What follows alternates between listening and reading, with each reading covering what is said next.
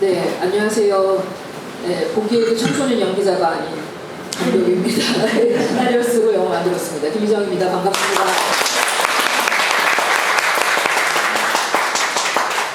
안녕하세요. 어디로 가고 싶으신가요에서 혜지 역할을 맡았던 문유진이라고 합니다.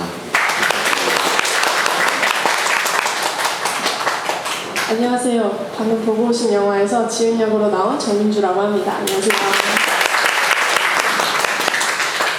안녕하세요. 지훈이 역할을 맡은 김정철입니다. 감독님께서 시작부터 약간 개그로 시작했는데 반응이 좀 없어가지고 좀 이런 게 아마 많은 것 같으니까 좀 좋은 반응 해주시면 더 이렇게 좀 좋지 않을까 싶은 좀 생각이 들고요.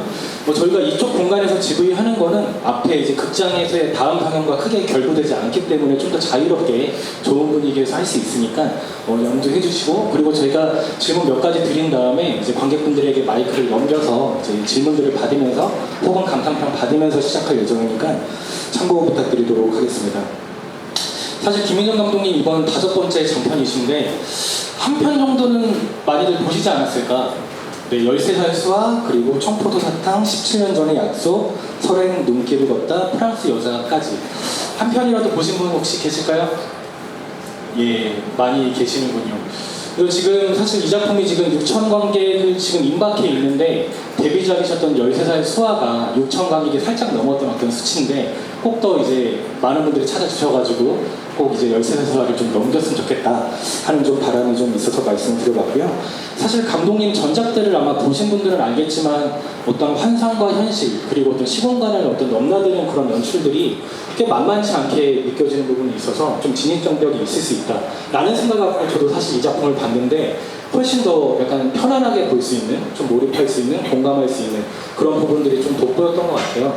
감독님께서는 좀 말하자면 연출 그런 어떤 개성을 좀 힘을 살짝 빼시고 약간 공감에 좀 더 이제 뭔가 지향하는 연출을 하셨다라고 해도 좀 과언이 아닐 것 같은데, 감독님께서는 이 영화를 일단 어떻게 계획하셔서 이렇게 만드셨는지에 대해서 간단하게 얘기를 해주시면 감사드리겠습니다. 네, 일단 그 더 숲시네 아트시네마를 처음 와봐요. 처음 왔는데 이렇게 좋은 데가 제가 살고 있는 곳에서 너무 멀어서, 저는 전라남도 광주에서 살고 있거든요. 그래서 여기 너무 아쉽고, 광주에는 또 광주극장이라는 좋은 극장이 있지만 여기는 상당히 굉장히 힙한 장소지 않을까. 예, 그래서 오늘 너무 기쁘고요. 이렇게 와서 사실 저희 오늘 청소년 연기자들이랑 같이 준비를 하게 돼서 훨씬 의미가 있는 것 같아요. 성인 연기자들한테 말씀하지 말아주시고요. 네, 왜냐하면 저희가 오디션을 통해서 뽑았고 이 배우들을 거의 발견하는 그 기분으로 뽑았기 때문에 저는 상당히 이제 아역들이라고 많이 얘기하니까 아역들이 연기를 잘한다 이런 얘기를 들으면 너무너무 기분이 좋아요. 사실은 성인 연기자들이 프로페셔널들이니까 당연히 잘 하는 거고, 근데 이 청소년 연기자들이 어떤 발견으로 느껴지시면 정말 기쁠 것 같고 그렇습니다. 어디로 가고 싶으신가요는 사실 아까 프로그래머님께서도 말씀하셨듯이 사실 이전에 이제 프랑스 여자라는 영화가 살짝 난이도가 있다고 느껴지셨던 분들에게는 훨씬 보기가 편한데 라고 느껴지시고, 프랑스 여자를 너무 좋아하시는 분들은 또 이제 호불호가 갈려서 이건 좀 너무 다 설명해 주는 거 아닌가? 라고 하시는 분들도 있어요. 근데 제가 영화를 이건 쉽게 만들어야지 이건 이렇게 해야지 이런 게 아니니까요. 텍스트에 맞춰서 영화를 만드는 거고 이 이야기에 맞는 방식을 만든 거라서 좀 그런 마음은 있었어요. 관객분들이 좀 편하게 좀 봐주셨으면 좋겠다. 그랬으면 좋겠다라고 했는데 역시나 김희정이 만들었기 때문에 앞에 한 40분의 진입이 좀 어려운 감이 있었다라는 그런 평들 듣고는 있어요. 그러나 끝까지 견디면 이제 어떤 열매를 얻듯이 감정이 느껴진다라는 말씀을 주셔서 그렇게 지금 파악하고 있어요. 근데 어쨌든 청소년 연기자들이 나오는 부분들이 좀 여러분의 마음에 많이 드셨기를 바랍니다. 영화 전체도 그렇지만.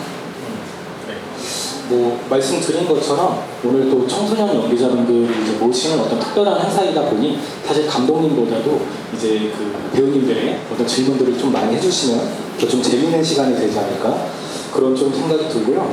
말씀드린 것처럼 사실 아역 캐스팅이란 게 청소년 연기자를 캐스팅한다라는 게 뭐랄까요? 되게 어쨌든 그 중에서 문우진 배우님이 일단 이렇게 뭔가 한 축으로 주연을 이제 담당하면서도 정민주 배우님, 김정철 배우님 다 이제 어떤 그 각각의 개성으로 이제 뭉쳐 있는데 그 축에서 이제 하나라도 뭔가 이제 좀 무너지게 되면은 그게 몰입을 이제 저해하는 어떤 요소가 될 텐데 되게 타입 캐스팅이라는 생각이 들 정도로 뭐 예컨대 이제 그 해수보다 좀 더 어른스럽고 이제 공부밖에 어떤 이제 타개할 방법이 없는 어떤 그런 역할의 정철 배우님도 머리도 이제 약간 짧게 깎이면서 뭐 어떤 그런 느낌들이 되게 느낌뿐만 아니라 어떤 다부진 그런 모습들 그리고 또 이제 정민주 배우님의 어떤 저는 특히 나레이션을 너무 이제 뭔가 어떤 표현이 좋을지 모르겠지만 너무 잘 소화하셨다 그 감정에 맞게 그런 좀 생각도 들었는데 저는 뭐 그런 점에서 세 분의 어떤 연기들이 너무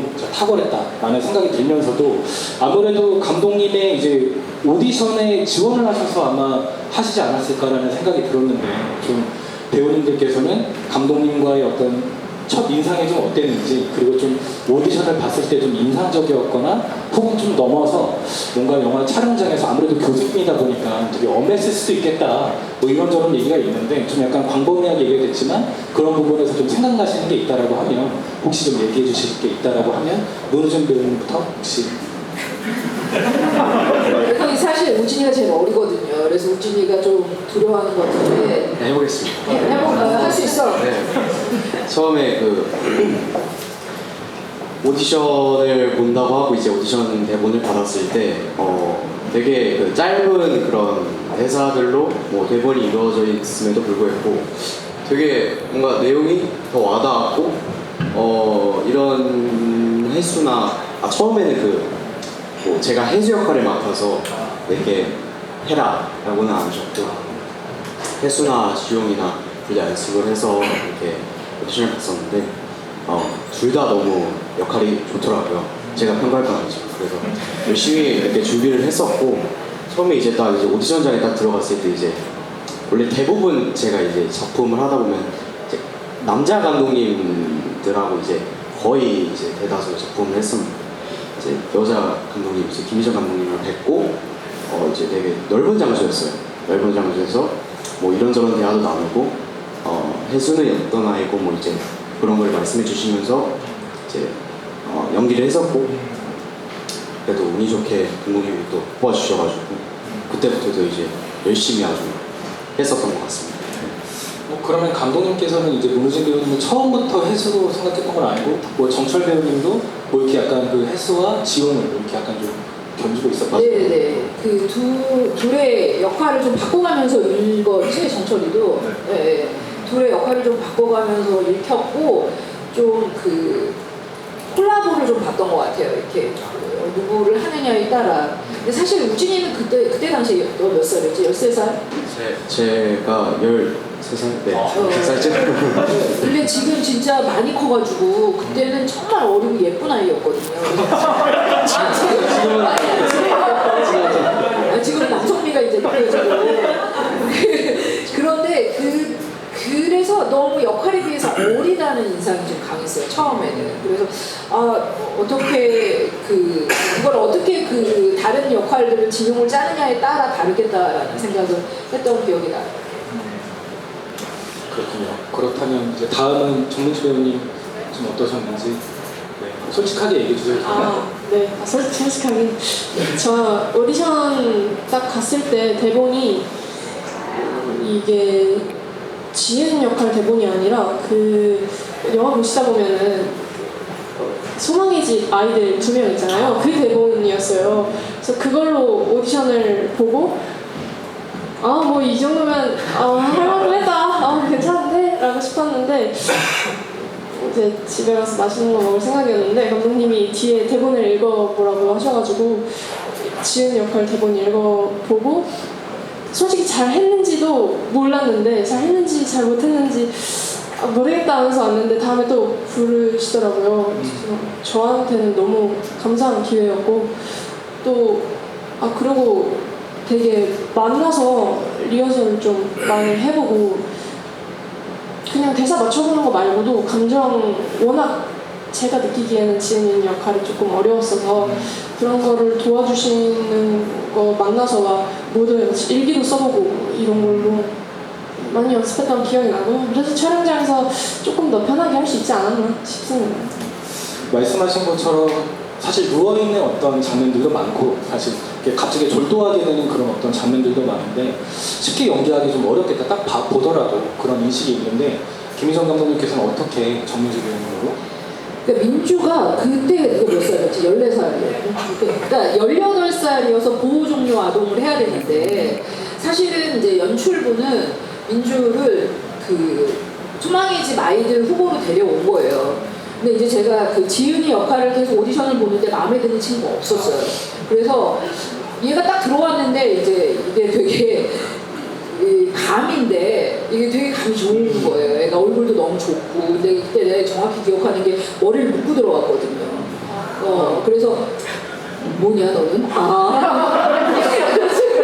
머리를 묶고 들어와서 민주가 나가서 머리를 풀고 지은이 대사를 한번 읽고 다시 들어가라 해서 다시 들어와서 머리를 푸른 상태에서 대사를 읽었는데 너무 담담하고 아직 쪼가 없는 되게 깨끗한 읽음이었어가지고 그러니까 민주를 14살짜리인데 민주를 캐스팅하면서 우진이가 자연스럽게 같이 이 나이대에 대비해서 잘 맞는 그림이 된 거죠. 근데 운명적인 것 같아요. 어떤 면에서. 근데 그 연출부 좀 놀란 게 자기네는 이제 그 소망의 집 아이로 된 건데 오디션에서 이렇게 바뀔 수 있는 거를 처음 경험했대요. 그 친구들은. 그래서 근데 확실히 그 감은 그리고 누워서 연기하는 거 이런 거 힘들 거라고 말씀하시는데 이게 이제 설행 때 제가 박소담이라고 소담이가 제 영화의 첫 데뷔였거든요. 그래서 검은 사제들이 먼저 개봉을 해서 그 영화가 처음이라고 생각하시는데 그게 아니라 저희 영화를 먼저 찍었어요. 그래서 데뷔 영화였거든요.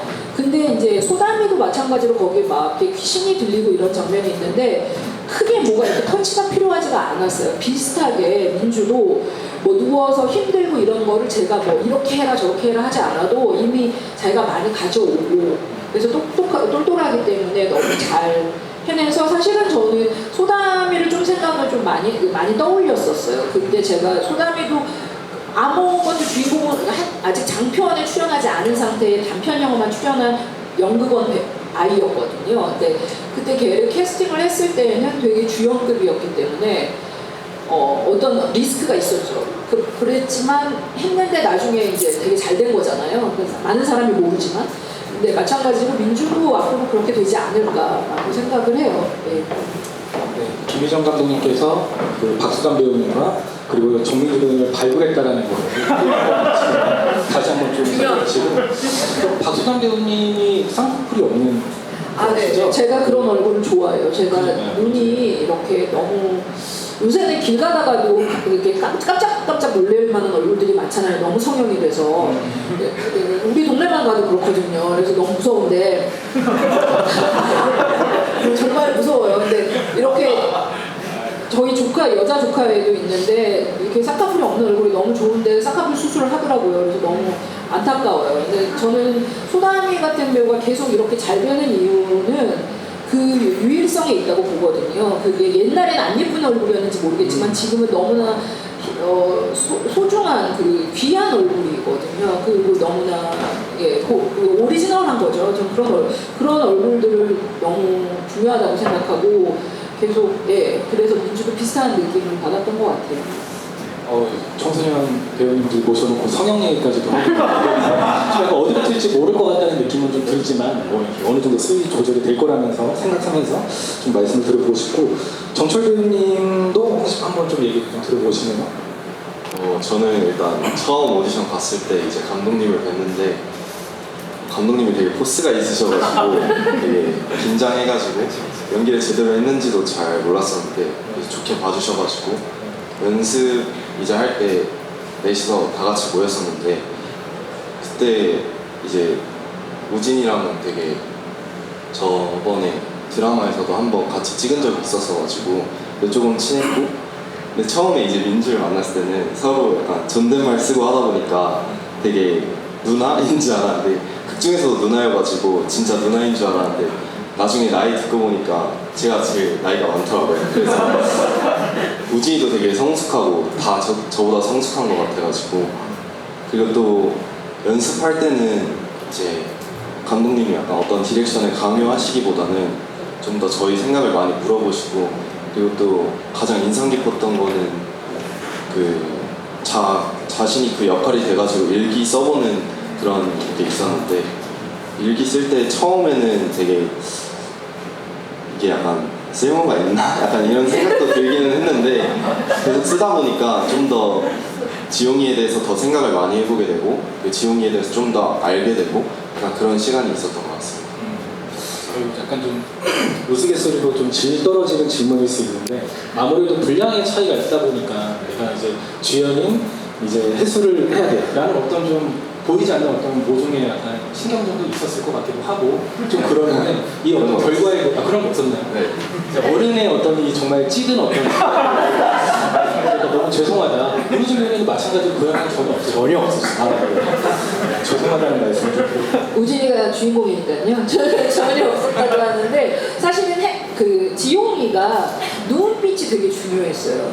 그래서 나중에 지금 방금 따끈따끈하게 보고 나오셨잖아요. 그 병실 장면 보면 그 누나 나 없다고 밥 안 먹으면 안 되고 뭐 이런 얘기 할 때 눈이 되게 사슴 같거든요. 그래서 촬영할 때도 막 사실은 이제 너희들은 모르겠지만 스텝 언니 오빠들이 좀 울었단다. 옆에서 뭔가 그 장면이 너무 그냥 희한하게 그 전에 정철이 그 지용이와 다르게 그날 좀 더 그 지은이의 대사처럼 뭔가 성숙해서 온 것 같고, 내가 좀 더 큰 것 같고 100일 지나서 왔는데 뭐 이런 느낌을 가지고 왔어요. 그날 모레서 전날 잠을 못 잤던지 뭐 그랬는지 모르겠지만 좀 커서 온 듯한. 마지막 촬영이었나 그게?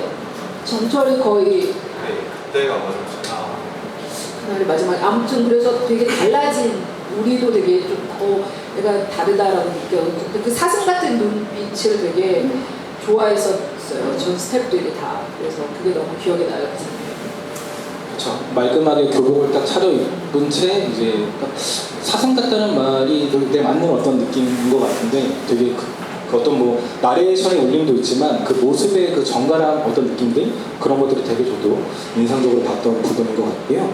그리고 저희 앞에 이제 책이 한 권 있는데, 이제 이게 감독님이 이제 이 작품을 토대로 이제 영화를 한 건데, 김혜란 작가님의 어디로 가고 싶으신가요를 이제 저희가 갖고 와서 비치를 했는데, 아마 이거는 한 30분 내로 다 읽으실 수 있어요. 정말 짧게 되어 있는 어떤 책이기 때문에 저희 더숲 1층에서도 판매를 하고 있기 때문에 혹시 구매를 하신다면 좀 이렇게 한번 봐주시기를 좀 부탁드리고, 아무래도 그 해수 캐릭터에 대해서는 사실 원작에서는 짧게 한 문구로 나오는 것을 감독님께서 아예 주연으로 한번 빼서 이제 명지와 이제 뭐랄까 이제 한 축으로, 두 축으로 계속 교차하면서 이제 보여주게 되는 어떤 이야기를 구성하셨는데, 원작의 어떤 그 되게 중시되는 그 문구도 그대로 갖고 오시고 뭐 그렇게 하는 어떤 부분들이 있었는데, 제가 궁금했던 건 어떤 그 감독님이 이 작품을 딱 봤을 때 어떤 느낌으로 이거를 내가 장편으로 갖고 와서 이렇게 좀 써봐야겠다라는 어떤 좀 촉기라고 해야 될까요? 그런 좀 감흥이 좀 어떤 것이었는지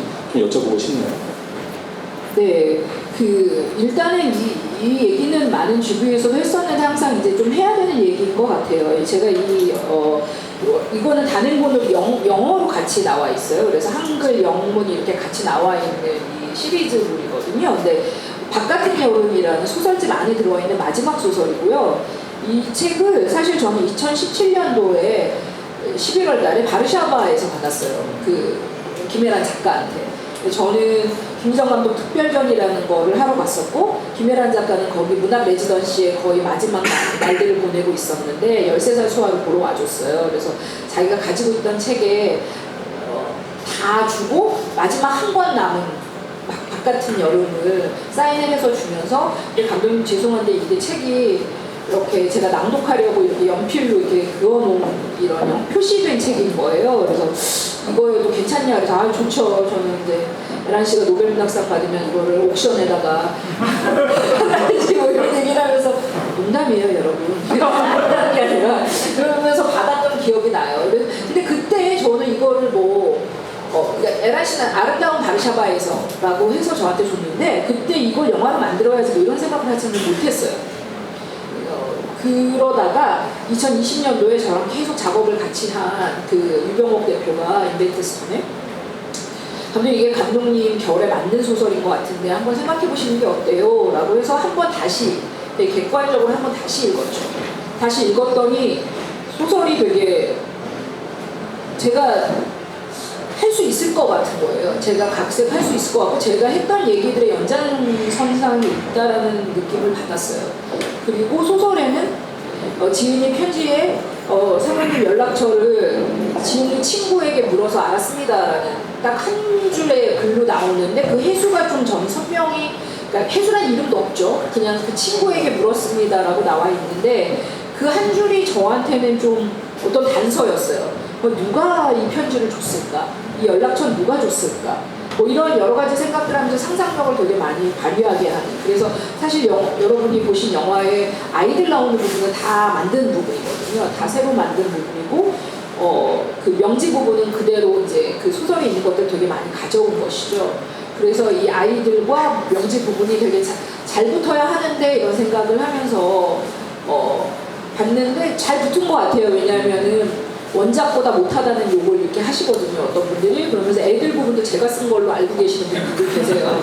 그러니까 뭐 잘 붙은 거죠. 이게 소설인지 뭔지 헷갈린다라는 건 뭐 좋은 거니까. 그래서 이렇게 잘 만나게 된 것 같아요. 김혜란 작가의 대단한 도움이 정말 중요했고요. 되게 감독님 손에서 되게 재밌는 얘기가 나올 것 같아요. 라고 믿어줘서 이렇게 잘 완성할 수 있었던 것 같습니다.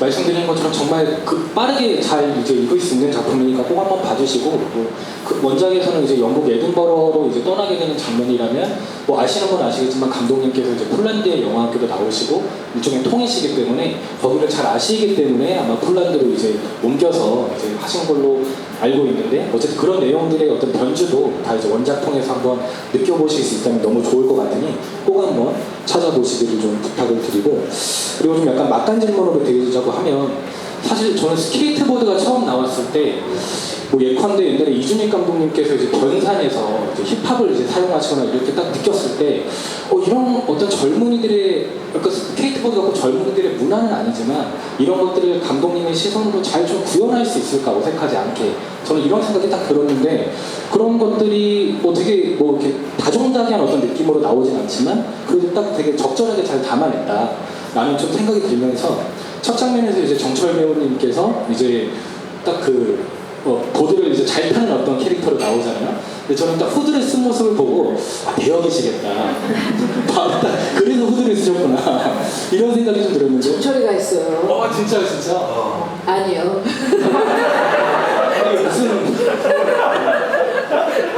정철 배우님은 사실 한 번에서만 나오기 때문에 스케이트를 굳이 배우실 필요는 없었을 것 같은데 혹시 뭐 문우진 배우님은 당연히 이제 계속 타는 모습 나오기 때문에 연말을 좀 해야 됐을 것 같은데 좀 정철 배우님 혹시 스케이트보드에 대해서는 좀 그중에서 일단 처음에는 되게 스케이트보드 타는 게 그래도 나와 있어서 기본기나 이런 달리거나 약간 멈추거나 이런 거는 연습을 했었는데 그거를 하기에는 좀 많이 어려움이 있었고 순간 감독님이 제가 했다고 하시는데 이걸 어떻게 얘기해야 되나 고민을 했었는데 순간적으로 바로 아니라고 해주셔가지고 다행이고 감사합니다.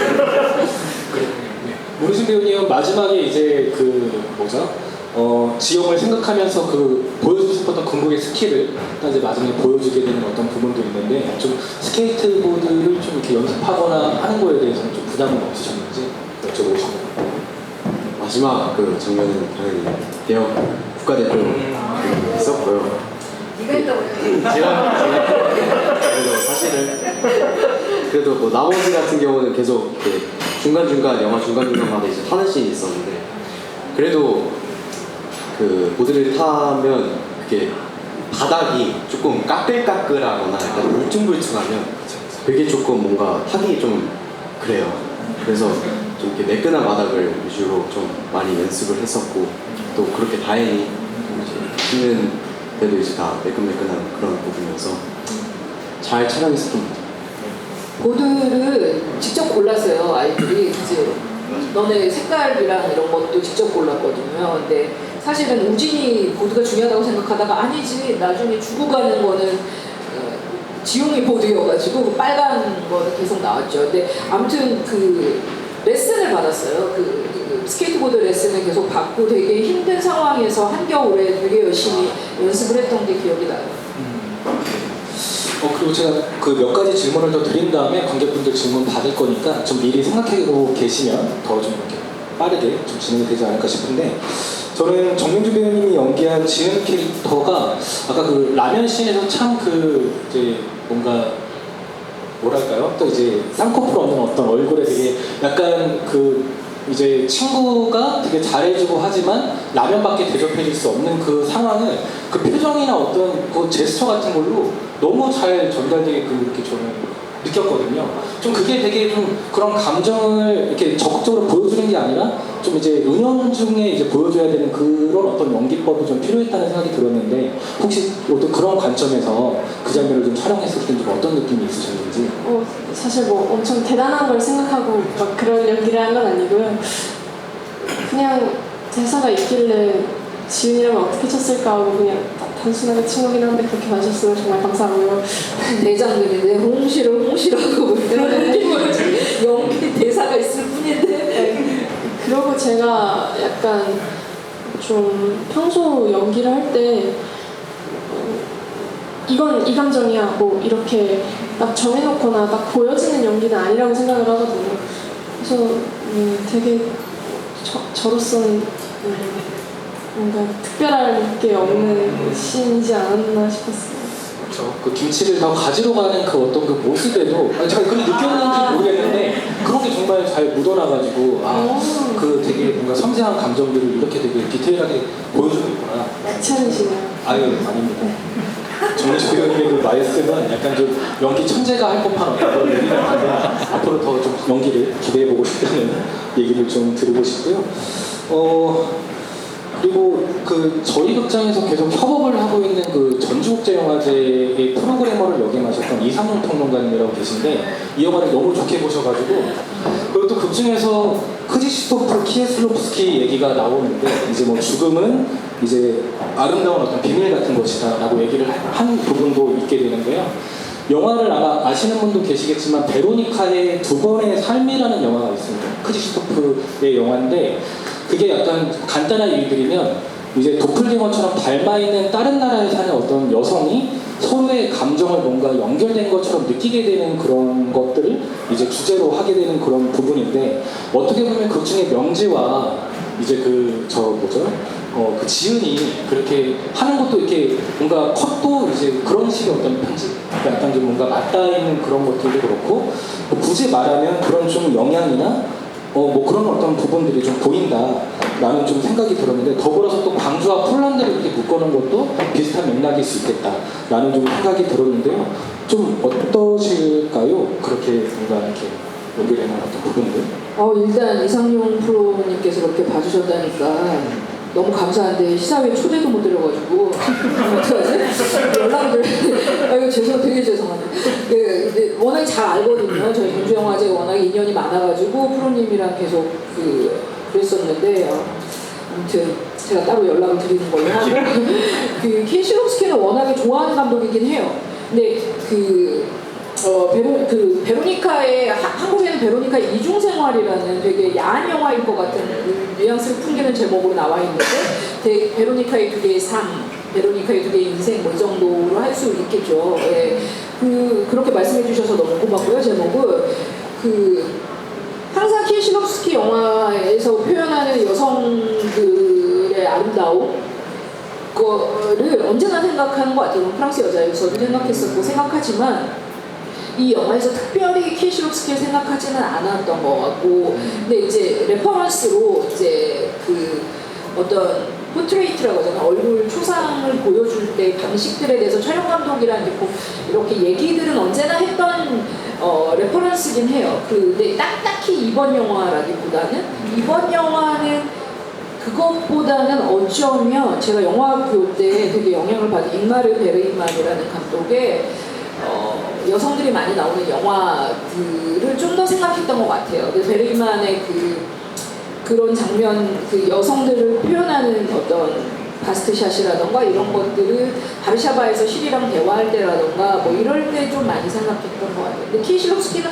어쩔 수 없이 저는 논문도 쏜 게 있거든요. 키실롭스키에 대해서는 워낙에 언제나 생각하는 감독이기 때문에 특별히 딱 이 영화는 라고 말하기는 어렵고 언제나 뭐 생각하는 마찬가지로 타르코프스키나 마찬가지로 베르그만이나 항상 생각하는 감독분들 중에 하나 카사베테스나 네, 중에 하나인 것 같습니다.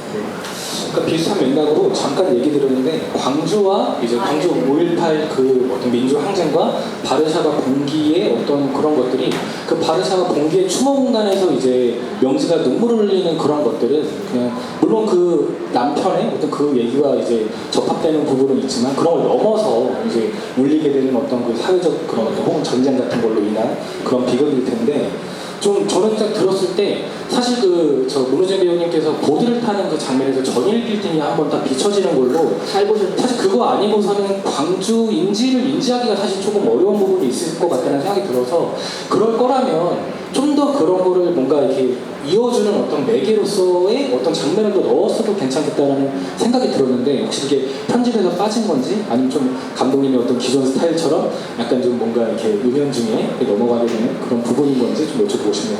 저는 편집에서 이렇게 편집에서 중요한 것들을 빼는 감독은 아니고요. 있는 거를 거의 다 쓰는 감독이에요. 편집을 거의 딜레이트 씬이 없어요. 왜냐하면 거의 좀 경제적으로 찍는 감독분 중에 하나 저는 회차를 줄이는 감독이고요. 그래서 박하선 배우가 다음에도 감독님이랑 영화하고 싶은 이유는 회차를 줄이는 감독이라서 그렇다 뭐 이런 얘기를 했었는데 사실 광주는 제가 지금 거의 7년? 8년째 살고 있는 도시예요. 근데 폴란드 바르샤바 제가 살았던 곳은 아니지만 폴란드 우주 영화학교라는 데서 7년 유학을 했어요. 그래서 저는 아마도 그런 종류의 감독이지 않을까. 너무나 새로운 것들을 상상하면서 쓰는 감독이라기보다 제가 알고 있는 공간들, 제가 알고 있는 것들을 조금 더 깊이 들어가고 싶어하는 감독분 중에 하나인 것 같아요. 그래서 광주는 그런 이상하게도 광주라는 말만 나와도 이미 엄청나게 많은 스테레오타입적인 생각들이 너무 전형적인 생각이 많아가지고 이미 광주만으로도 싫어하는 사람이 있고요. 그러니까 어쨌든 엄청나게 그게 되게 부담이에요. 그런데 저는 개인의 어떤 비극이나 이런 것들은 어쩔 수 없이 사회와 연결된다라는 거를 청포도사탕 때부터 계속 갖고 있었던 사람이거든요.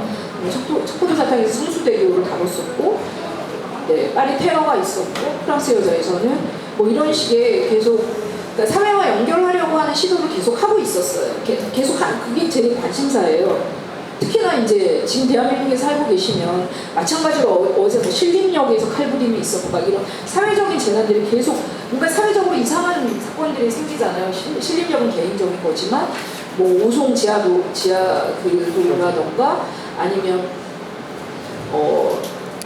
이태원이라던가 이렇게 우리는 계속 그런 것들 아래에 있거든요. 그 영향권 아래에 있는 사람들이기 때문에 어쩔 수 없이 주목할 수밖에 없어서 도시 전체가 바르샤바 봉기일을 애도하는 그 8월 1일에 바르샤바 봉기일이 너무 중요했어요. 그거를 향해서 갔고 폴란드의 마지막 촬영, 이 영화의 마지막 촬영일은 8월 1일이었어요. 그래서 그것만 잘 끝내면 진짜 영화가 끝난다. 라는 기분이었고 잘 끝나서 그날 술을 되게 많이 먹었거든요. 미안합니다. 기자 여러분. 그런데 광주는 저는 그 부감샷이 제가 잘 안 쓰는 샷이에요. 그런 걸 저 좋아하지 않아요. 저는 좀 오즈샷을 좋아하는데 뭐냐면 인간의 눈높이 시선에서 찍는 걸 좋아해서 안각이라든가 밑에서 찍는다든가 위에서 찍는다든가 이런 걸 좋아하지 않거든요. 근데 이번에는 그걸 일부러 넣은 게 명지가 바르샤바를 걷는데 거기가 헌법광장인데 컨스티튜션 스퀘어라고 거기를 갈 때 위에서 찍는 거와 그 전일 빌딩에서 바라본 그 5.18 민주광장 분수대 앞을 지나가는 거를 부감으로 일부러 두 개를 동시에 넣었거든요. 그거는 되게 다분히 의도적이고 다분히 그 공간을 보여주려고 하는 의도가 있었어요. 그런데 저는 광주를 여러 가지 할 수 있었어요. 광주를 하려면 5.18 전에 5.18 전날 5월 17일 날 전야제를 엄청 크게 해요, 광주에서. 근데 그걸 봐야 되거든요.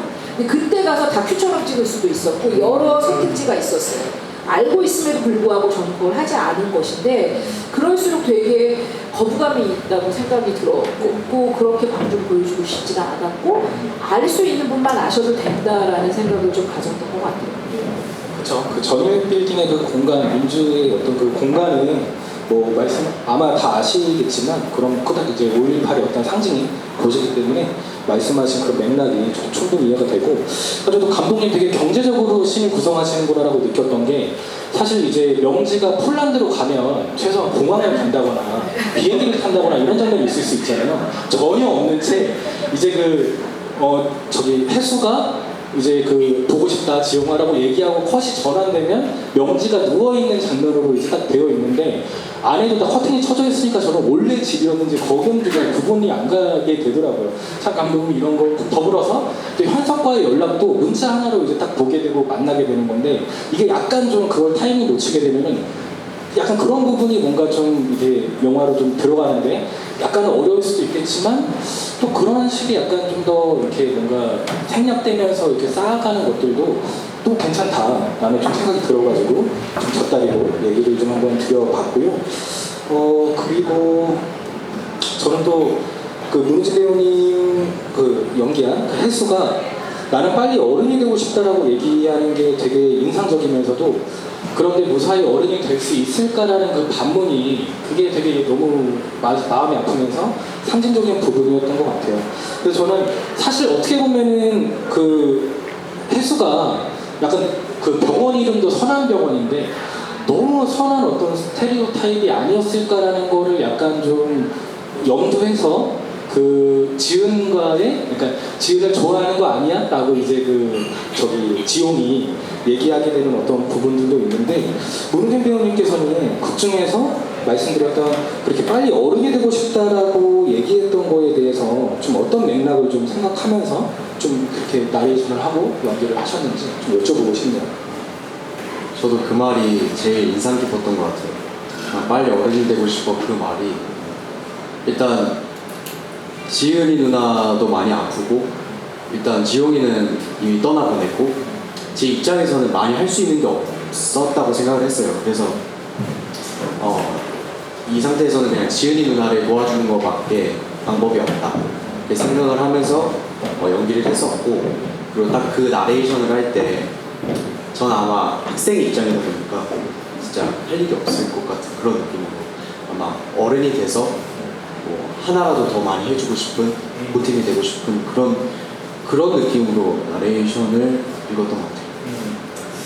뭐 감독님께는 말씀드린 것처럼 이제 그 혜수가 이제 정철 배우님께서 이제 우리 누나를 좋아해라 이렇게 얘기를 한 거는 말씀드린 것처럼 뭐 사실 그런 맥락이 있을 수도 있지만 말씀드린 것처럼 좀 약간 스테레오타입으로 선하게 흘러가는 거에 대한 약간 방어적인 어떤 멘트가 아니었나라는 좀 생각도 드는데 어떠실까요? 그 부분은?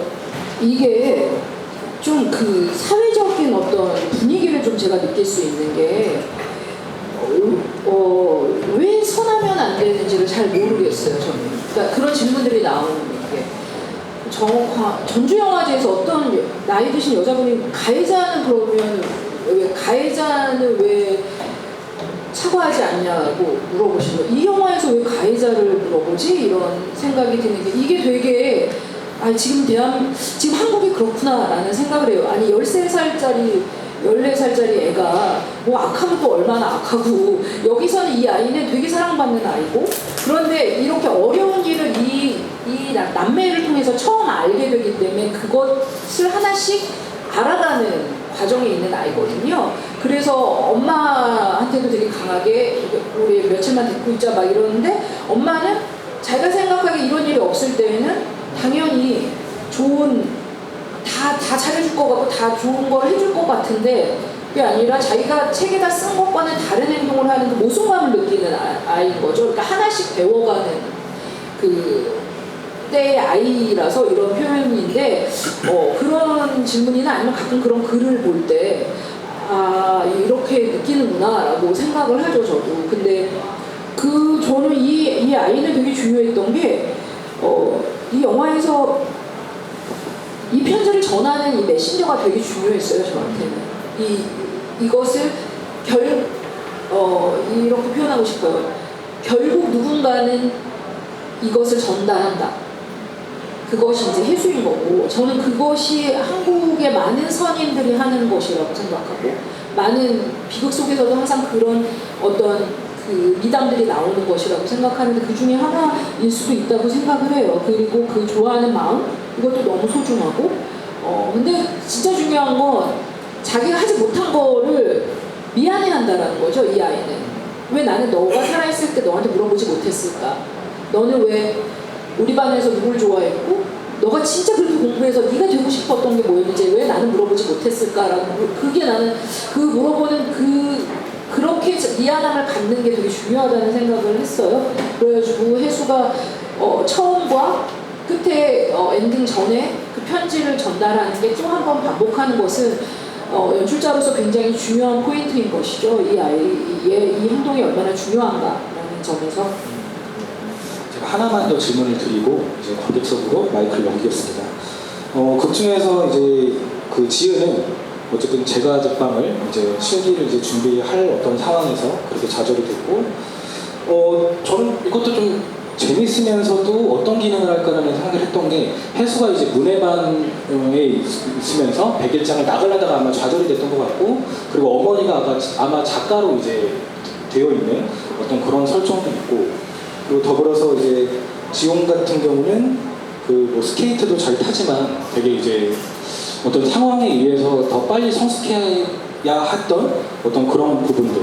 그래서 막 이제 아마 그 혜수가 지용에게 이제 공부를 많이 배우게 되는 어떤 그런 부분도 있는데, 제 배우분들께서는 지금 배우 활동을 너무 열심히 하고 계시지만 각자의 어떤 그런 극 중에서의 뭐 어떤 하고 싶었던 일들도 좀 이렇게 표현이 되고 있는데 좀 어떠실까요? 배우님들께서는 지금 배우를 열심히 하고 계시지만 난 이런 어떤 특장점으로 뭘 좀 취미를 갖거나 뭘 하고 있다, 아니면 하고 싶다 라는 좀 부분이 있으면 좀 궁금하다 라는 좀 생각이 들어가지고 준비되신 분부터 마이크를 잡아주시면 감사드리겠습니다.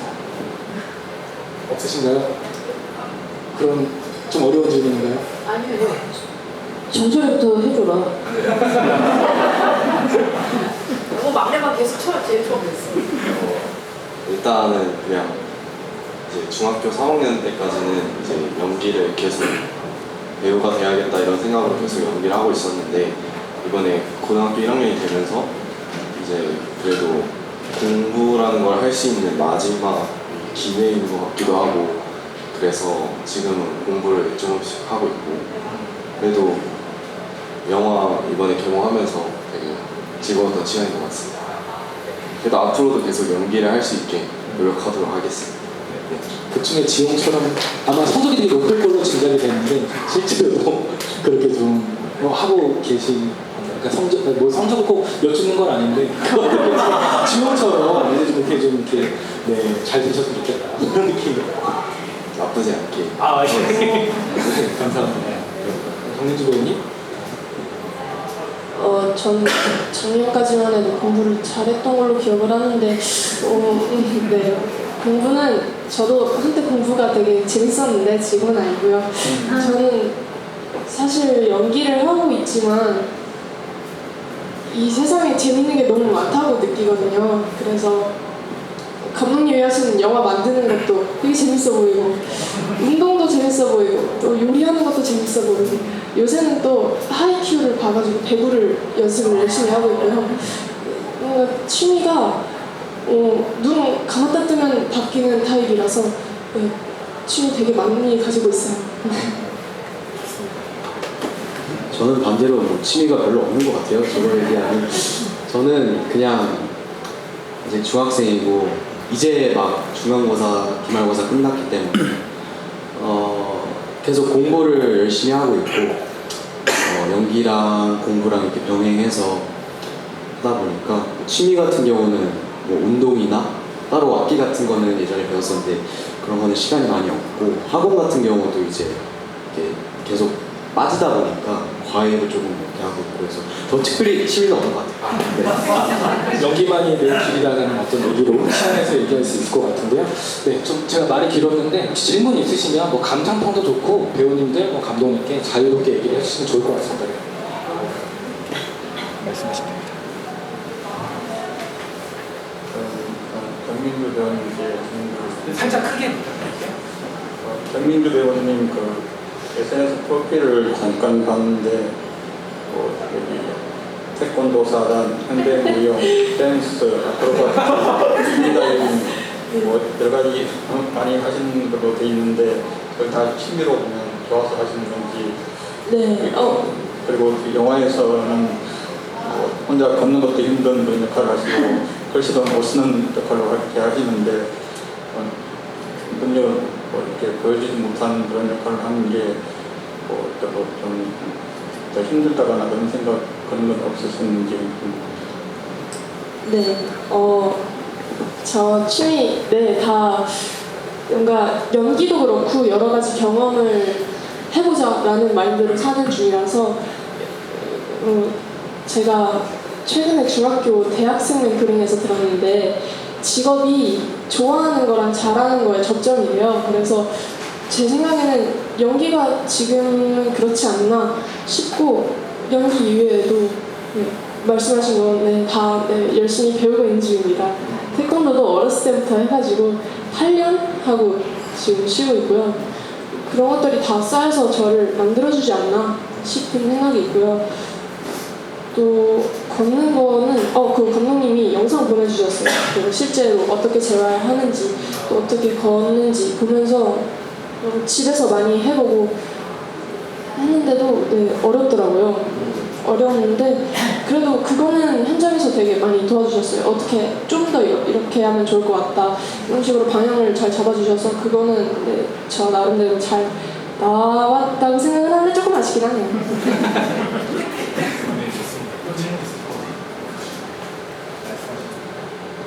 영화 너무 재밌게 잘 봤고요. 서로 아역 배우님들인데 원작이나 각본을 처음 보시면서 서로 얘기를 처음으로 나눠야 되는 기회가 있었을 거라 생각을 해요. 그리고 저는 이제 성인들은 모르겠지만 이제 아이들은 한 살 차이가 굉장히 큰 격차가 있다고 생각하거든요. 서로 이야기를 나누면서 원작이나 각본을 보면서 어떤 느낀 점, 재밌는 일들이 있었는지 너무 궁금합니다.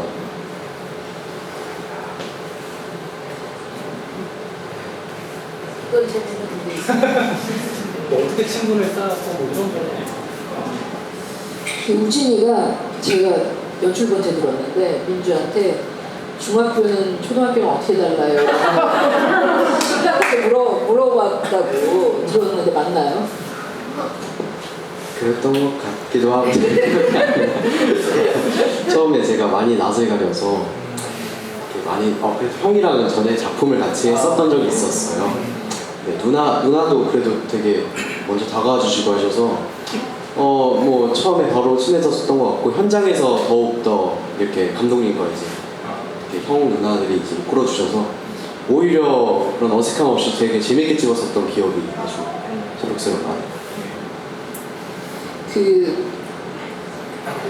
체험학습 가기 전날 지용이가 이제 싸가지고 하는 간식이 어떤 게 있을까를 같이 촬영하는 날 우리 넷이 앉아가지고 얘기를 했던 기억이 나요. 전 되게 그 기억이 되게 좋은데 모르잖아요. 저희 때는 새우깡 먹었는데 지금 어떤 거를 먹을지. 그래서 그 소품을 다 얘네들이 원하는 거를 연출부가 제작부가 사왔었거든요. 그래서 그거를 하나하나 넣을 때 그게 되게 진짜라는 느낌이 들어서 되게 좋았었던 기억이 나요. 그게 되게 좁은 2층 침대가 있는 그 소망의 집 세팅해 놓은 방에서 서로 모여가지고 뭐가 맛있다 하면서 얘기했던 기억나니? 네. 그래서 서로 이제 뭐가 맛있다고 서로 막 얘기를 해가지고 그걸 사갖고 와서 했던 그게 좀 기억이 나네요. 이런 식으로 좀 기억들을 해보시죠. 네, 처음에 딱 만났는데 둘은 알고 있긴 했는데 둘 다 되게 말이 없고 좀 그렇더라고요. 지금은 저도 MBTI가 I긴 한데 그때는 되게 활발했던 시절이어가지고 말도 많이 걸면서 어떻게든 친해져 보려고 했었던 기억이 있는데 지금은 네, 그런 노력이 빛을 발하지 않았나 싶습니다. 배우님. 저는 그냥 처음에 이제 만났을 때 이제 소품으로 이제 스케이트보드가 이제 있었는데 그때 연습실에 그래서 그때 복도에서 이제 애들이랑 스케이트보드를 누가 더 잘 타나 약간 이렇게 하다가 어떤 분이 그만 타라고 하셨던 것 같아요. 엄마였나 어쨌든 그만 놀라고 하셔가지고 네, 못 놀았던 기억이 있습니다. 그럼 또 다음 질문 혹시 있으시면 편하게 감상평도 좋고 어떤 그런 얘기도 좋고 먼저 가겠습니다. 어쩌다 다시 한 번 더 질문을 하게 되는데 감독님께 질문 드리고 싶은 게 있었어요. 두 가지가 있었는데 처음에 이제 둘이 홍차 내는 걸 마시고 이제 잠자리를 갖고 나서 다음에 가졌는지 안 가졌는지 모르겠지만 뒤에 나무를 배경으로 일렁이는 그 네. 배경이 굉장히 아름다웠어요. 네. 그런 부분들은 미장센이 어디서 영감을 얻으시는지 굉장히 궁금했고 네 그리고 그 대화 나누는 장면이 대사가 굉장히 길거든요. 근데 굉장히 측면샷을 굉장히 길게 쓰시는 부분들이 되게 인상적이었고 나중에는 아 이래서 썼구나 이래서 썼을까라는 생각이 들지만 감독님의 정확한 말씀 듣고 싶었습니다. 네, 청소년 연기자들이 있어서 그 잠자리 얘기는 안 하려고 했는데 질문이 나와가지고 제가 시작한 거 아니에요. 성공한 건 아니고요. 시도를 하다가 그 장미색 비강진 때문에 놀래서 멈췄죠. 멈춘 거고 관객분들이 이걸로 진짜 왈가왈부가 많으세요. 그래가지고 극도로 싫어하시는 분도 계시고요. 별 하나 남기시면서 어디 뭐 이러면서 역하다 이런 표현하시는 분도 있고 그분 참 부지런하시게도 날마다 새로 고침을 하시면서 별을 계속 달고 계시는데 네이버 평점을 계속 그래서 낮춰주고 계시고 그런 흡족한 공을 세우고 계시는 아무튼 그 몸의 그 상태가 그 어떤 심리를 많이 반영하죠. 그 씬에서는 둘이서 이제 전혀 그러고 나서 차를 마실 때 그 뒤에 근데 그건 폴란드에서 찍었는데 폴란드 그 조명팀이 너무 거기를 빨갛게 막 조명을 친 거예요. 너무 이것보다 더 빨갛게. 그래서 왜 그러니 니네 왜 이렇게 빨갛게 조명을 하냐. 걔네는 되게 표현주의적으로 조명을 그때 쳐가지고 제가 잘 말 안 하는데 그때는 말했던 것 같아요. 제가 좀 그만 좀 빨갛자 우리 막 이렇게 얘기했는데 이제 유럽의 공간들은 가끔 이제 실내가 조금 겹겹이 있잖아요. 이렇게 복도가 있으면 여기 거실 있고 그 안에 방이 있고 뭐 이런 식의 그래서 그 응접실에 앉아 있는데 뒤에 또 조금 더 깊이감이 좀 있어요. 그래서 좀 한국의 그 실내 공간을 보여줄 때보다 조금 더 깊이 있게 느껴지죠. 그리고 밖에 비가 왔었나 이런데 그 빨간 조명은 아무래도 이제 폴란드 촬영팀의 그 흡족한 그 공이 있었던 것 같고 이 둘의 그 심리상 근데 이 김남희 배우가 목소리가 상당히 목욕탕 톤이잖아요. 그래서 그 대사가 되게 긴데 상당히 잘 들을 수 있게 근데 왜냐하면 박하선 배우는 상대적으로 대사가 없어요. 근데 이제 우리 촬영 감독은 그러는 거죠. 저렇게 대사가 없이 하는데 저 봐봐 가끔 한마디씩 하는데 자기는 한국말을 못 알아듣는데 너무 연기가 너무 훌륭한 것 같다고 그 집중력이 막 그래서 아 그럴 때 그렇지 라고 얘기했었는데 좀 제가 그 흐름을 깨는 걸 안 좋아하는 것 같아요. 그러니까 저는 컷이 어쩔 수 없이 흐름을 깬다고 생각하는 것 같아요.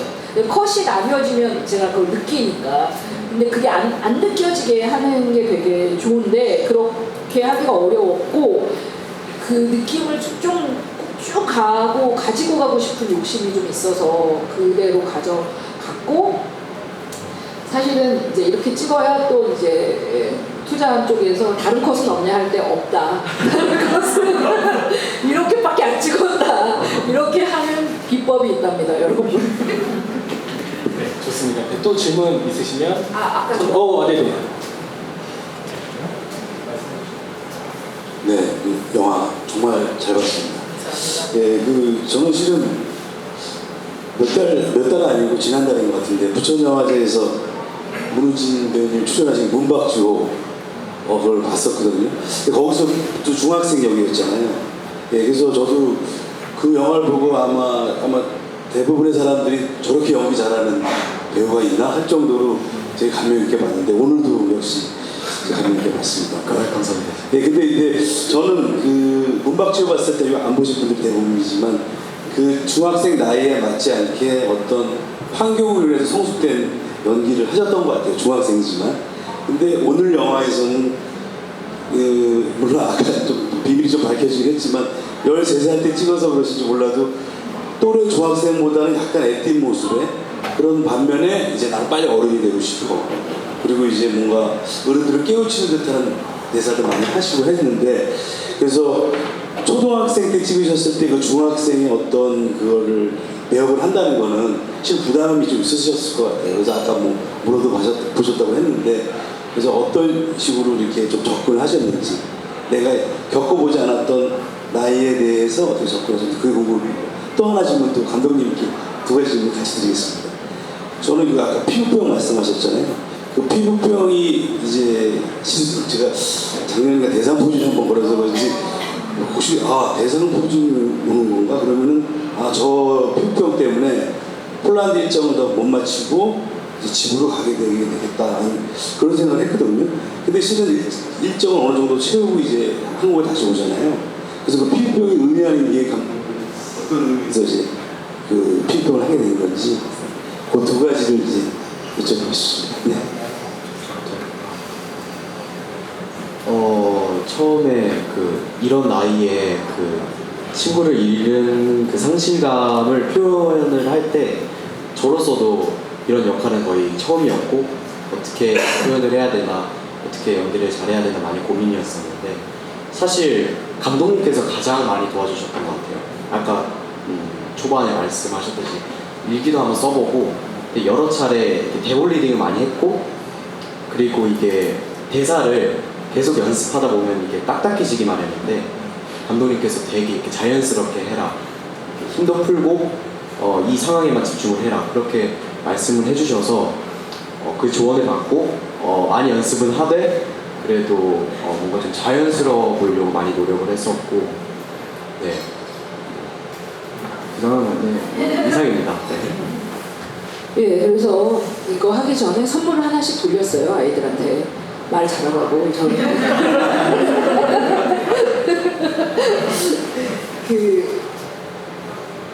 피부 그거는 장미색 비강진이라고 실제로 작가가 겪었던 거예요. 김혜란 작가가 실제로 그 세월호 있고 나서 얼마 안 있다가 스코틀랜드 에딘버러에 그 작가 레지던시에 갔다가 그 피부병이 이렇게 도시에 나왔다는 거예요. 그러니까 그 세월호에 대한 충격, 그 정신적인 그 영향이 몸으로 드러나는 것이죠. 그거를 이제 자기 경험을 쓴 것이고, 실제로도 대상포진처럼 이제 중년이 되면 이렇게 많이들 나오면서 저도 그 예방주사 맞았거든요. 되게 비싼 거. 되게 아프대요. 근데 그런 게 참으로 신기한 것 같아요. 몸이 그 사람의 마음을 표현한다는 거. 우리는 막 나는 괜찮아라고 말하지만 내 몸 안에서는 막 피부병이 난다던가 버짐이 핀다던가 입안이 터진다던가 이런 식으로 신호를 보낸다는 거죠. 그래서 우리의 멘탈을, 우리의 정신 상태를 우리가 아무리 괜찮다고 말로 쉽게 말하지만 사실 우리 몸은 그것을 전면적으로 드러낸다는 거? 이런 게 나이를 먹을수록 참 항상 더 많이 느껴지는 부분인 것 같고 그것이 이 영화 안에서도 굉장히 중요하게 드러나는 지점인 것이죠. 그것 때문에 그런데 이제 한국에 와서도 사실 그것이 완전히 낫지는 않죠. 그래서 어떤 방송 작가는 보고 자기는 상업 영화를 너무 많이 봐서 그런지 와서 샤워할 때는 좀 많이 없어졌을 거라고 생각했대요. 근데 그대로 있어서 좀 놀랬다라는 말을 하더라고요. 그래서 그럴 수 없잖아요. 하루 이틀 만에 그게 나아질 수 없잖아요. 우리의 정신이 그렇지 않은 것처럼. 그래서 몸은 정말 생각한 것보다 우리의 생각보다 훨씬 솔직하다는 거. 우리의 정신 상태를 보여주는 지도가 아닌가 싶어요. 그런 몸의 상태를 보여주는 것이. 그래서 되게 중요했습니다. 또 하나 덧붙이자면 저희 김소연 분장실장이라고 저랑 5편 다 한 분장실장이 헐리우드에서 특수효과를 배우고 와가지고 너무 빨리 이걸 그려요. 그래서 폴란드 스태프들이 너무 깜짝 놀랐어요. 15분 만에 그려보니까 야 이거 조금 너무 연하지 않니? 이러면 잠깐만요. 5분 만에 막 더 진하게 그려오고 막 이게 그들도 굉장히 프로페셔널하게 HBO나 넷플릭스랑 작업하는 스태프들임에도 불구하고 김소연 실장의 그 분장은 너무 혀를 내둘 정도로 그리고 특히나 박하선 배우의 인내심 그거를 하고 이랬을 때 다 견디면서 그걸 또 다 해낸 그 모든 것들이 잘 표현된 것 같습니다. 그렇죠. 아까 그 지은 캐릭터와 명지의 연결을 얘기를 하기도 했는데 지은의 편마디도 비슷한 맥락으로 이제 뭔가 예고치 못한 어떤 작별을 하면서 이렇게 앓게 되는 어떤 몸의 반응이라고 봐도 될 것 같고요. 그리고 아까 정철 배우님 저는 그 교복을 입고 이제 그 누나에게 이제 고백하는 그 엔딩의 어떤 장면에 대해서도 되게 인상적이라고 얘기 드렸고 약간 그 해수가 사실 독일 맥주를 권할 때는 이건 약간 좀 중학생이 근데 앞전에도 약간 이렇게 수업을 이렇게 은어지만 짤까라고 약간 표현도 하면서 약간 좀 그런 장난 어린 그런 어떤 장면도 있었는데 거기서 정철 배우님께서 되게 약간 묵직하게 그런 어떤 연기들을 잘 펼쳐주셨다라는 좀 생각이 들었고 그리고 또 정민주 배우님께서는 저는 이거 좀 독특한 어떤 그 오브제라고 해야 될까요? 약간 그 어떤 연출일 수 있는데 노을에 되게 반응을 많이 하는 것 같아요. 그 장면이 몇 번 보이고 마지막에는 이제 그 명지도 이제 반응을 하고 이제 그 해수도 반응을 했던 장면으로 마지막에 한번 이게 갈무리가 되는 걸로 기억이 났는데 좀 정민주 배우님께서는 그 노을을 보고 이제 쓰러지거나 하는 그런 어떤 방식에 대해서 감독님과 좀 어떤 얘기를 나누면서 그거를 좀 연기를 하셨는지 궁금하고 정철 배우님께서는 말씀드렸던 그런 어떤 인상적인 장면이 있었는데 영화를 이번에 또 아예 처음부터 다 한번 보셨잖아요. 영화 몇 번 보셨나요, 혹시 배우님도? 2번 보셨어요? 3번 보셨어요? 7번이요? 그렇다라고 하면 지금 그렇다라고 하면 거의 씬을 거의 외울 수도 있을 것 같다는 생각이 드는데 세 분께 그 방금 제가 말씀드렸던 그 각각의 그 두 분에게 질문과 더불어서 좀 영화를 다시 보면서 오늘 또 정민주 배우님은 오늘 보진 않으셨지만 가장 좀 인상적이고 좀 좋았던 어떤 장면이랄까 어떻게 보면 이 어떤 영화의 맥락들을 좀 청소년의 입장에서는 또 어떻게 또 느낄까라는 것도 궁금한 부분도 있었던 것 같거든요. 그래서 좀 이게 다회차 보신 어떤 관점에서 좀 어떤 감상평을 좀 남겨주실 수 있을까? 그 정철 배우님과 민주 배우님은 제가 얘기 드렸던 질문과 포함해서 한 번씩 얘기해 주시면 감사드릴 것 같은데 이번에도 문우진 배우님부터 한 번 더 부탁드릴 수 있을까요? 질문이 가장 인상 깊은 장면. 네, 뭐 좋았다거나 뭐 그런 것들. 본인 장면해도 됩니다.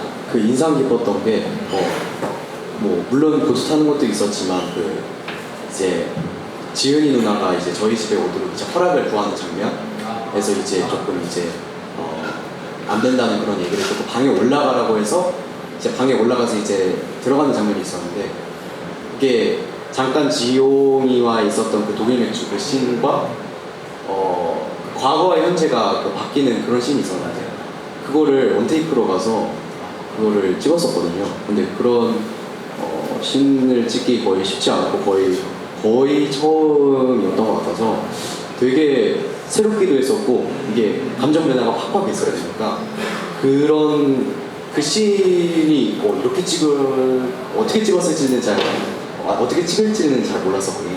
이렇게 찍는구나 해서 되게 많이 놀랐었던 것 같고 그게 제일 인상 깊었던 장면이었던 것 같습니다. 그런 기법은 감독님 전작인 프랑스 여자를 보면 더 강력하게 느낄 수 있는 부분이 있거든요. 꼭 돌아가셔가지고 엠포털에서 저렴하게 다운 가능하시니까 그렇게 해서 좀 한번 보시기를 좀 부탁드리고 그 다음에 정민주 배우님 그 노을 씬과 좀 영화를 보면서 좀 좋았던 것들 노을이 이제 해가 잠깐만 이게 해가 뜨네요. 해가 뜨는 씬인데 그 씬 보면서 영화 보면서 되게 좀 감동적이라고 해야 되나? 그렇더라고요. 이게 연기하면서는 좀 희망이라고 해야 되나? 어쨌든 그걸 보고 나서 재활도 시작을 한 거고 좀 나도 나도 뭐라도 움직여야지, 나도 얘도 이렇게 빵도 주고 노력을 해주는데 나도 해야지 이제 그런 생각을 하는 그런 계기가 아니었나 싶고, 그 촬영하면서도 되게 마음속으로 나도 움직여야 돼, 나도 움직여야 돼 라는 생각을 계속 하면서 찍었던 씬이었고요. 가장 기억에 남는 게 저는 오빠랑 그거 있잖아요. 그 꿈속에서 만났을 때 그때가 오빠 연기에 감동을 먹었어요. 그러니까 사실 이게 집에서 많이 준비하긴 했는데 잘 될까라는 생각은 좀 걱정도 많았고 어떻게든 되겠지 몰라 하고 씩 들어가고 했는데 오빠 얼굴을 딱 보니까 뭔가 너무 슬퍼가지고, 그리고 또 다 찍고 모니터링을 하는데 오빠는 그 톤이랑 눈빛이랑 이런 거로 해서 둘이 연기를 진짜 잘하는구나 를 느끼는 그런 씬이었어요. 정철 배우님은 화답을 해주셔야 될 것 같아요. 이런 게 좋았다. 감사합니다. 네. 말씀드렸던 것처럼 그런 어떤 좋았던 장면이나 그런 것들에 대해서 저도 이제 마지막에서 이제 누나랑 마지막 이별을 하는 그 장면이 되게 영화 자체가 되게 느리게 전개가 되고 이제 그 장면을 마지막으로 되게 감정이 터진 그런 느낌인데, 그래서 되게 그 장면이 중요하다고 생각하고 있었어요. 그래서 되게 저만 이 슬픔이 느껴지지 않고 이제 관객분들께도 이 슬픔이 느껴질 수 있도록 좀 더 감독님하고 얘기도 많이 하고 되게 그랬었는데, 그래도 이제 끝나고 이제 스태프분들이랑 이제 감독님도 되게 칭찬해 주셔가지고 되게 좋게 마지막 촬영을 마치고 갔던 기억이 있습니다. 그 부분이 영화의 그 엔딩에 다다르는 부분이 정말 눈물 꼭지를 거의 막 엄청나게 틀어놓는 어떤 장면이라고 생각하는데, 김정철 배우님께서 그 연기했던 그 부분이 저도 가장 이제 마음을 좀 이끌었던 어떤 그런 부분인 것 같아서 좀 얘기를 드리고, 정민주 배우님께서 노을 얘기를 희망으로 이게 치환해서 얘기를 해주셨는데, 그런 점에서 저도 마지막에 명지가 그거에 이제 반응하는 어떤 것들도 앞전에는 거의 늘 커튼을 쳐놓고 어둠 속에서 거의 유영하고 있었다면 그런 것도 어떻게 좀 맥락이 좀 이어지지 않을까라는 좀 생각이 들어서 좀 덧붙여보고요. 그 다음에 또 질문 있으시면 많으시면 최대한 빨리 소화하고. 영화 너무 잘 봤고요. 좋은 영화 만들어주시느라 너무 수고하셨고, 제가 다른 배우님들 나오신 GV도 갔었는데 이거는 청소년 배우님들께만 드릴 수 있는 질문인 것 같아서 한번 드려보겠습니다. 그 영화에서 혜수가 이제 자고 일어나면 제발 어른이 되게 해주세요 이렇게 부탁을 하는데, 이 세 분 배우분께서는 혜수처럼 어른이 되게 원하시는지, 아니면 피터팬처럼 나는 절대 어른이 되기 싫어 이런 마음을 갖고 계신지 한 분씩 말씀해 주시면 감사하겠습니다. 아니, 저 지금 저거를 작년인가? 재작년에 찍었었는데 그때랑 지금이랑 많이 얼굴이 달라진 것 같아요. 지금은 약간 여드름도 나고 되게 막 이렇게 좀 나이가 들었다 약간 그런 감정이 느껴져요. 그래서 어른이 되기 싫다. 저는 뭐 혜수나 어른이 되고 싶다지만 저는 되도록이면 많이 늙지 않고 이런 그런 청소년, 지금 청소년이 아닌 것 같아요. 하여튼 청소년이 그런 됐었던 그런 옛 과거들을 많이 간직하고 싶습니다.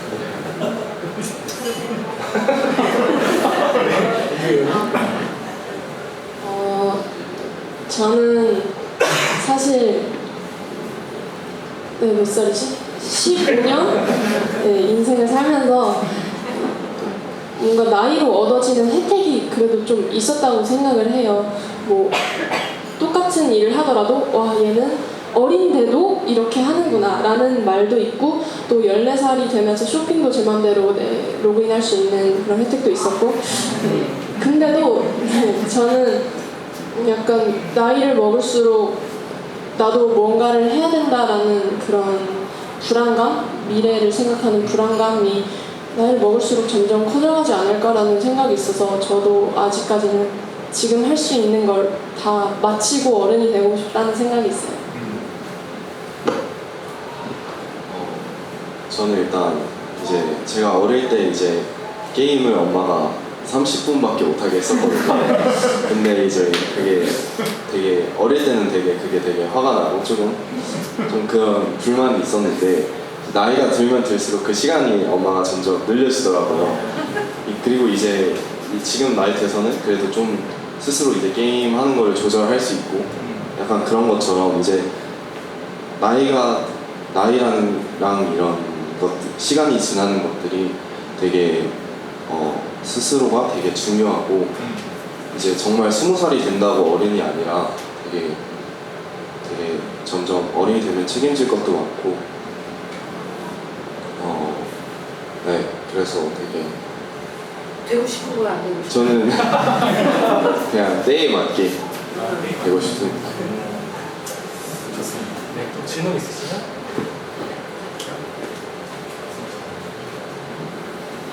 일단 영화 되게 잘 봤어요. 제가 평소에 약간 액션이나 이런 것들을 위주로 보다가 이런 잔잔한 장르는 처음 보는 것 같은데 되게 느껴지는 것도 많고 교훈도 많이 얻은 것 같아서 좋은 시간이었습니다. 일단 첫 번째로 드리고 싶은 질문들은 배우분들한테 드리고 싶은데요. 아무래도 아역 배우분들이시니까 이 일을 좀 일찍 시작하셨잖아요. 좀 어릴 때 시작하셔서 어떤 계기로 이 일을 시작하게 됐는지 그게 궁금하고요. 두 번째로는 그 박하선 배우님 역할이 돌아가신 남편분을 이제 그리워하시다가 갑자기 친구분이랑 약간 급전개가 있으셨잖아요. 그래서 저는 약간 저도 학생이어서 그런지 약간 그 부분이 약간 이해하기가 어려웠는데 어떤 감정으로 그렇게 된 건지가 약간 술을 드신 건지 아니면 그냥 약간 궁금하더라고요. 약간 이해가 잘 안 되기도 하고 그래서 그게 두 가지가 궁금합니다. 감독님의 편부터 원작에 그 장면이 있기는 하죠. 네, 사실은 원작의 그 장면이 되게 강하고 그게 좋아서 또 그걸 한 거기도 해요, 저한테는. 그러니까 왜냐하면 명지는 바르샤바에서 연극을 하거든요. 그러니까 그 살아있어. 그러니까 그 살아있어가 아니라 우리 헤어졌어. 헤어진 지 몇 달 됐어. 라고 하잖아요. 그러니까 유예하는 거죠. 그 죽음을. 어느 정도를. 왜냐하면 얘는 모르니까. 얘가 모르니까 마치 죽지 않은 것 같고 그런 감정을 가진단 말이죠. 전반적으로 굉장히 현실 도피 같은 느낌이 있어요. 그리고 사실 이제 많은 평에 보면은 막 원래 좋아하는 줄 알고 가서 꼬신 거다 막 이러는데 그건 전혀 아니고요. 저는 이렇게 경험한 지 몇 년 안 된 부분이기 때문에 저는 육체적인 게 되게 중요하다고 생각을 했어요. 그러니까 몸에 익숙함 그리고 마찬가지로 밥 먹듯이 이렇게 일반적으로 하는 행동 중에 그 몸이라는 거는 상당히 중요할 거라고 생각을 했죠. 그래서 그것의 부족함 그런 것들 때문에 뭔가 그런 스킨십이 인간적인 스킨십이 필요한 거 시리하고만 대화하는 게 아니라 인간적인 스킨십이 필요했던 뭐 불쌍한 현석이는 그냥 남자였던 거죠. 그 현석이를 꼬시려고 그랬다기보다 남자 몸이 중요했던 거. 사실은 이렇게 말하면 또 되게 복잡해지는데 일단은 그 부재감이 되게 중요해서 꿈도 그런 걸 꾸고 저는 그런 성적인 것들이 굉장히 중요하다고 생각을 했어요. 그리고 그게 되게 원작에 마음에 드는 것이었고 원래 원작에서는 하룻밤에 술 먹고 술을 하도 많이 먹은 건지 뭔지 모르게끔 그렇게 됐다라고 나와 있지만 저는 그거를 이틀로 나눈 거고 장편 영화이기도 해서 하룻밤을 현석이가 자기가 실수했다고 생각해서 한 번만 만회를 하고 싶어서 또 만나자고 해서 쇼팽의 심장을 보러 가고 그리고 우연히 그 추모벽을 가는 거거든요. 사실 그 추모벽이 유명한 데가 아니에요. 우리나라처럼 현충원 이런 것처럼 뭐 이렇게 모두가 아는 공간이 아니에요. 그걸 촬영하러 갔을 때 모두 놀란 게 폴란드 스태프들이 이런 데가 있어? 그런데 곳곳에 그런 추모들을 하고 있거든요. 바르샤바에. 그게 되게 중요했어요. 거기가 너무 걔네가 처음에 철문을 열고 뭐야 여기 하고 들어가는 것처럼 수도원 바로 옆이거든요. 근데 이렇게 들어가서 보는데 그게 다 죽은 사람들 이름. 그런데 그것도 희생한 사람들, 뭔가 대의를 위해서 희생하거나 누군가를 구하기 위해서 희생한 사람들의 이름들이란 말이에요. 그랬을 때의 동질감과 함께 어떤 위로 같은 것이죠. 그래서 스킨십으로 위로를 하는 것이 그렇게 발전을 한 것이라고 생각을 했어요. 그래서 어른들만 아는 얘기를 좀 했습니다. 네. 대답이 되셨나요? 네. 네, 이번엔 정철 배우님부터 어떻게 좀 입문하게 되시고. 저는 그냥 어렸을 때 되게 소심하고 되게 자신감도 없고 이래가지고 엄마가 이제 약간 웅변학원이나 약간 이런 것처럼 연기학원에 데려가셨었는데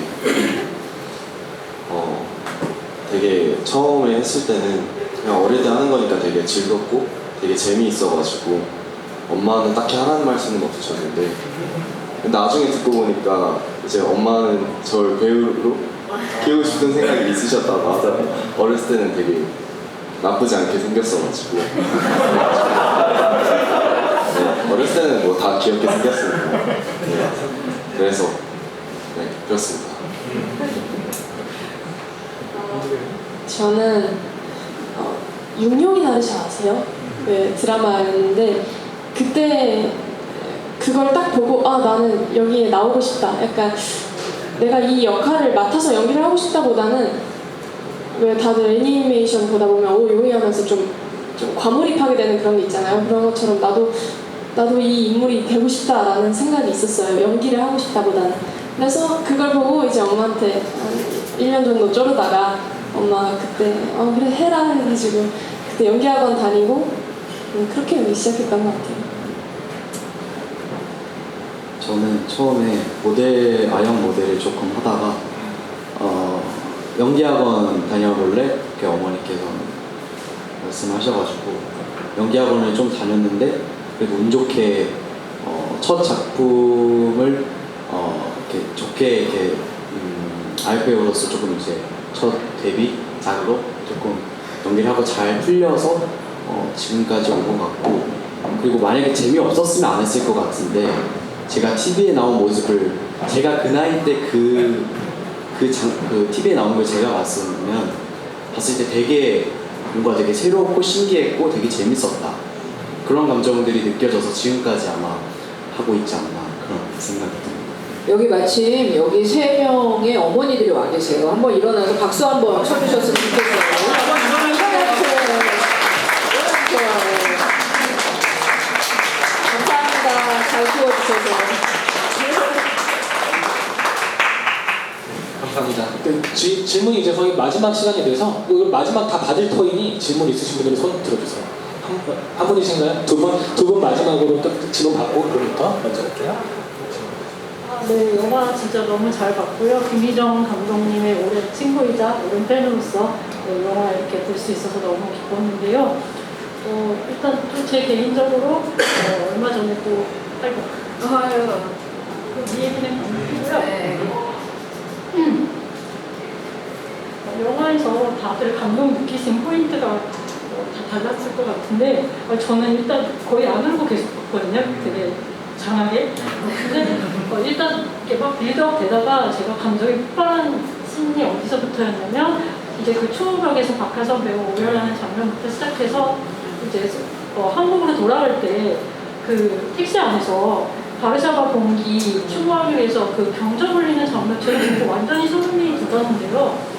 왜냐면 일단 제가 김희정 감독님 스타일을 아는데 그걸 인위적으로 뭐 택시를 불러서 막 그렇게 경적을 울리고 분명히 그랬을 것 같지 않은데 아까 잠시 바르샤바 봉기 이래 그 봉기가 발발한 날이 8월 1일인데 그날 촬영을 했다고 아까 말씀을 해주셔서 정말 기적처럼 우연히 그거를 번진 씬인지 그게 너무 궁금했어요. 왜냐면 그 시간이 아마 오후 5시였을 겁니다. 폴란드인들은 그 시간을 타임 X라고 해서 딱 그 시간에 공기가 발발하거든요. 그래서 그때 폴란드의 모든 교회가 다 타종을 하고 막 자동차들이 경적을 울리고 그렇게 추모와 애도를 표시하는 되게 멋진 어떤 그런 풍습이 있는데 그게 거기 담겨 있어서 진짜 엄청 많이 놀랬거든요. 그래서 그 장면이 어떻게 이루어진 것인지 그게 되게 궁금하고요. 그러니까 이 영화가 되게 저한테 좀 개별적으로 다가왔던 거는 그러니까 뭐 좋은 데 가셨을 거예요. 내지는 뭐 그런 추모의 말 이런 거보다 어쨌든 사람이 사람을 서로에게 기대면서 위로할 수 있다는 네, 그런 메시지를 받을 수 있어서 너무 좋았습니다.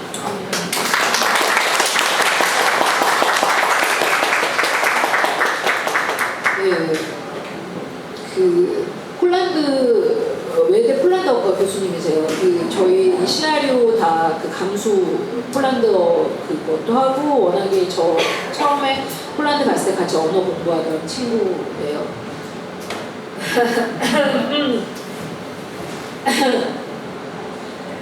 8월 1일은 그 원래 저런 일이 벌어지는지 우리가 다 알고는 있었는데 실제로 어떨지를 아무도 예상 못했어요. 그래서 8월 1일에 맞춰서 가가지고 아 이게 어떻게 진행이 되려나 되게 걱정을 했어요. 그래서 사실 택시만 우리가 이제 가져오고 그 모든 주변에서 벌어지는 일들은 진짜 다 그냥 그냥 정말 그렇게 애도하는.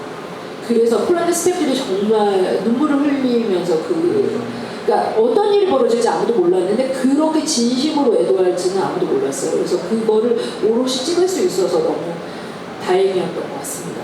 예, 너무 정확히 5시에 그것이 일어나는 거였고 폴란드 전역에 상당히 중요한 건 알았지만 우리도 뭐가 뭐 현충일에 아침 10시에 운영을 한다 이런 건 알고 있지만 그게 어느 정도의 규모로 어떻게 되는지는 아무도 모르잖아요. 각자 공간에서 하는 거니까. 그런데 그래서 그 헌법광장이라는 데를 찍어서 우리가 가서 거기서 기다린 건데 카메라 2대를 가지고 마침 그게 벌어져줘서 그러니까 그걸 우리가 알게 돼서 그리고 그게 이 영화의 마지막 촬영일이어서 상당히 의미 깊었고 좋았습니다. 연출된 장면이 아니라 그냥 정말 딱 이제 그거를 한다는 걸 알고 이제 가서 카메라를 뻗쳐놓고 찍으신 건데 네, 저도 지금 좀 마음이 진짜 좀 이렇게 울컥이 되는 그런 부분이고 그 중에서 다큐적인 부분이 그게 하나 있다면 또 병실에서 이제 할머니 역할로 나오는 분은 또 감독님의 어머님으로 또 이제 실제로 나오셔서 이제 연기도 했던 예, 그리고 검시관으로 그 나온 제 동생이거든요. 저기 와 있는데 인사 한번 은 제 동생입니다.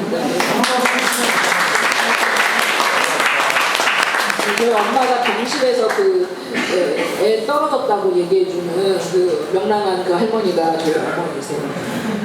모든 제 영화 5편에 다 출연하셨어요. 또 감독님 그 인스타에 보시면은 어머님과 이제 촬영한 어떤 그 사진들도 많은데 너무 똑 닮으셔가지고 못하겠어서 한번 또 찾아보시면 이제 그 아역 배우님들과 포함해서 이제 여러 씬들도 이제 막 올려주세요. 어떤 에피소드 같은 것들이나 이런 것들도 한번 꼭 감독님 SNS에 오늘 팔로우 한 30 늘겠는데 네, 그 정도 있거든요. 네, 한번 봐주시고 그럼 마지막 질문 하나만 받도록 하겠습니다.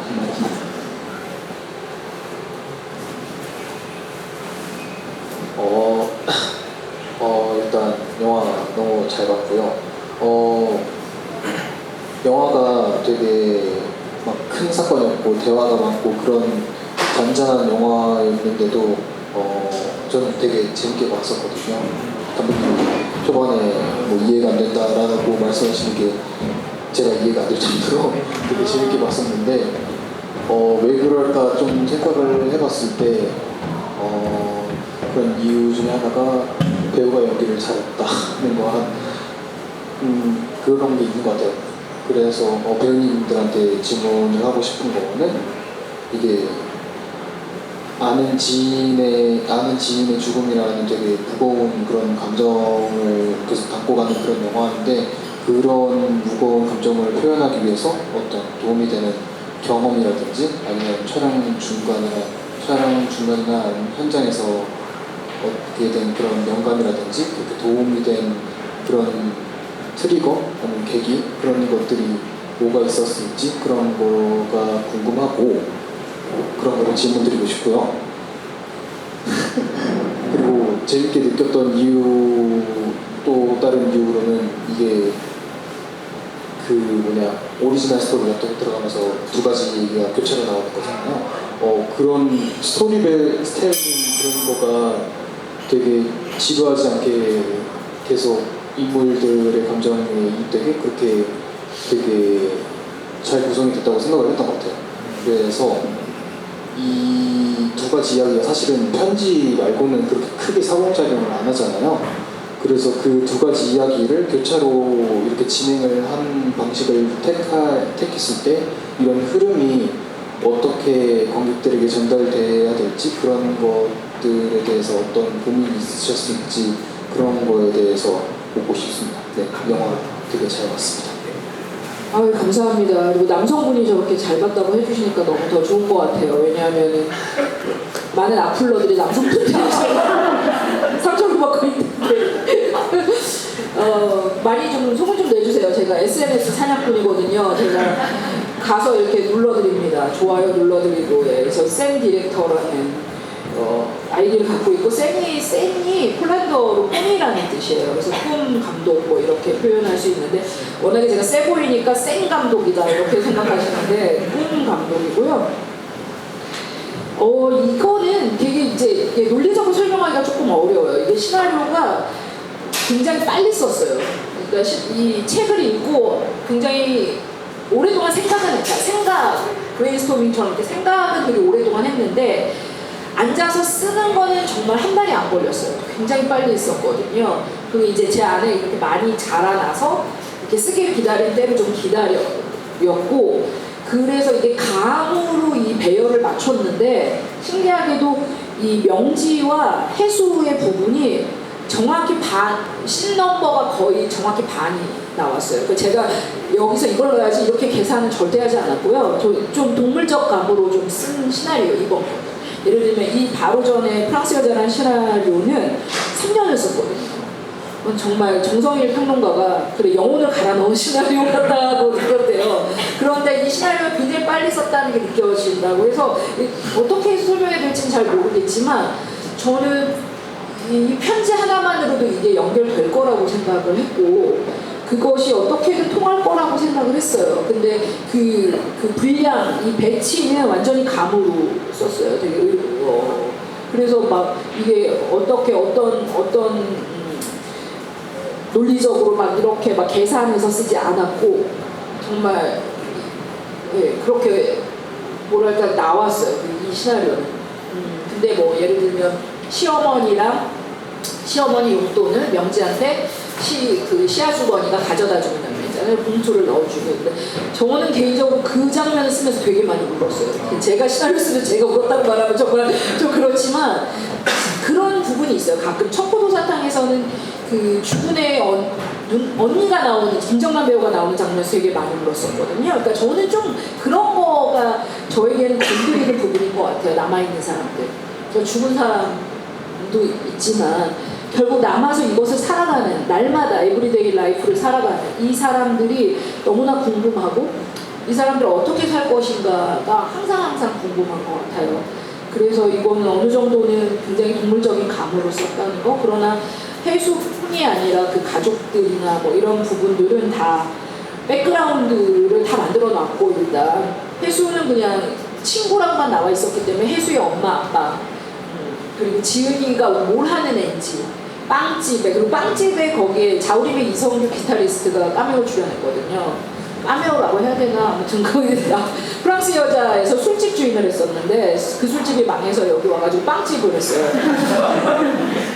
그래서 그 부분들을 백그라운드를 다 만들어 놓고 이제 쓰면서 다 집어넣었는데, 그것이 어느 정도는 자연스럽게 그러니까 원작과 구별이 조금 되지 않게 잘 넘어갔다고 생각해도 되겠죠. 네.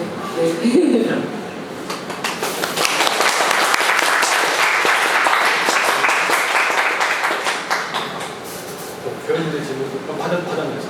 네, 계기를 물어보셨는데.